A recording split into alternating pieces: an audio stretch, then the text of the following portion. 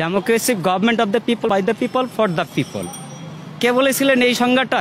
আমেরিকার 16তম president Abraham Lincoln, একজন মুচির ছেলে।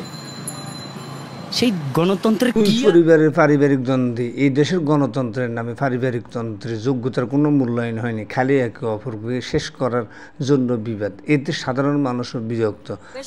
করলে আবার জেলে পাঠিয়ে দেবো, কোনো চিন্তা নেই। গোপালগঞ্জ জেলার নামই বদলে যাবে। খেলা হবে, লজ্জা লাগে না? খেলা হবে। কি খেলতে চান? আমরা তো এই দেশের জনগণ, সাধারণ মানুষ।